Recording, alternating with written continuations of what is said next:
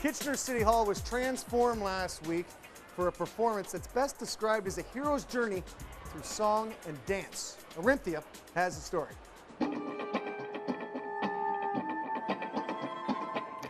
Chestnut Hall Camerata combines music with visual art. The ensemble explores the themes from the journey of life. So Earl, tell us, how did the group come together and how long have you been performing as a band? The group was formally put together in 2009, at the beginning of the year. And that was the first concert actually that year that we had as Chestnut Hall Camerata. But we've been performing together for about 7 years prior to that. But we didn't really have a name at that point. The group came together because I work with a lot of musicians in Toronto and in the region, and after a while you begin to find out where people live, and a number of musicians I discovered were living here in town. We just happened to come up with a conversation, oh yeah, I live in Kitchener, and we began to look at each other and thinking, well, here we are going into Toronto to do gigs and play, and yet we live in Kitchener, so why would we not play in Kitchener? So that was the first notion that came out, and we thought it would be neat to build a community that way, so we started to do that. So tell us about the theme for this concert. So the hero's journey, that started out with a book that I was reading my kids when they were much younger. It was called Silver Wings. It's a Canadian author, Ken Opal, and it's a series of stories based on a bat. This bat has an understanding that he's somewhat special than other bats, and his elders recognize that, and they take him down into a cave. And in the cave, a bat can see using their hearing.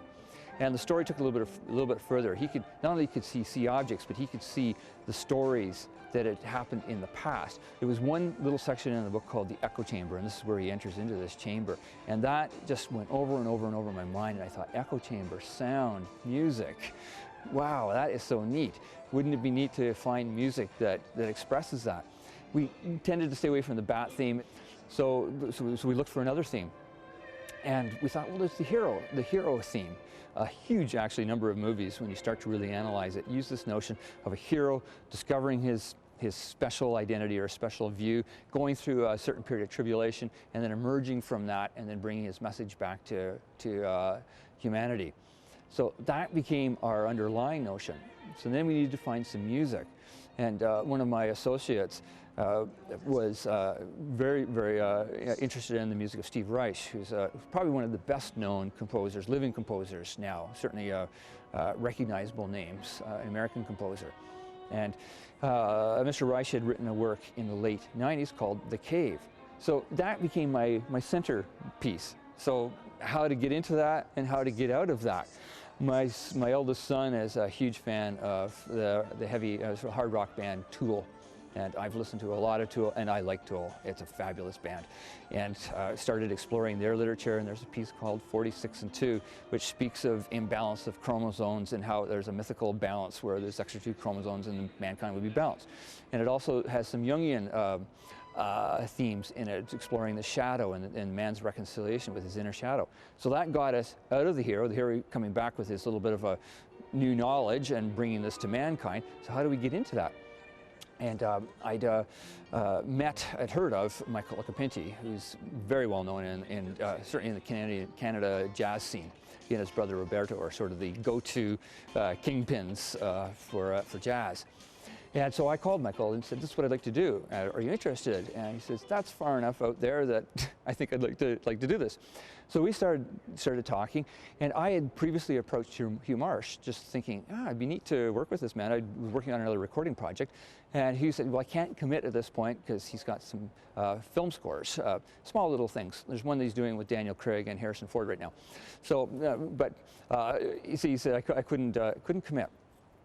Just before December, he knew what his schedule was, and he said, I want to be there.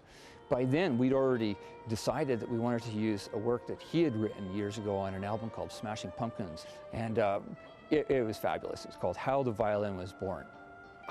How the Hero Was Born. And it starts off perfectly. It's an ambient work, and then it starts to build up, and you get a sense of the character. It leads into the Reich.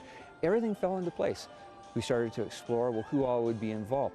I've worked with Guy Few and Nadina Mackey Jackson, not directly. I've recorded some of their concerts, but we've never worked together. But we've been looking at each other for years saying, yeah, we should find something. So I called them and said, this is what I've got, and they were on board. And Douglas Perry, who's worked with Hugh and Michael and with Guy and so on, and anybody in Canada, actually, he's a kingpin of the viola world, who lives in town, and said, I'm on board as well.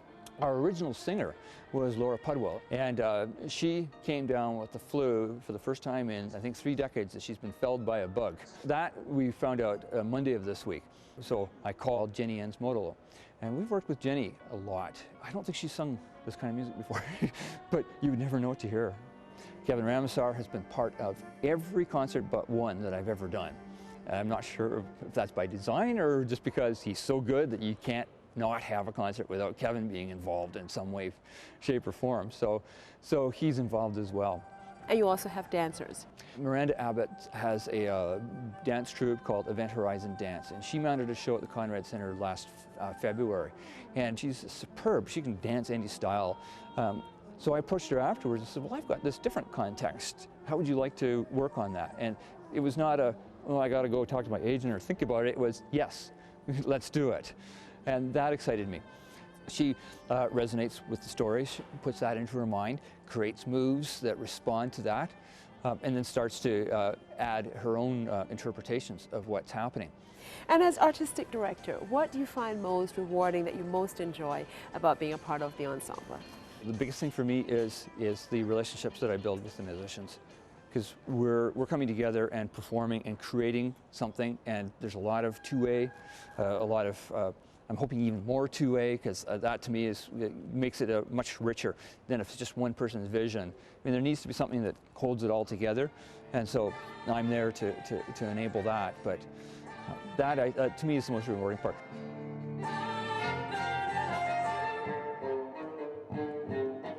Music and visual art emerge as a live screenplay with a performance by Chestnut Hall Camerata.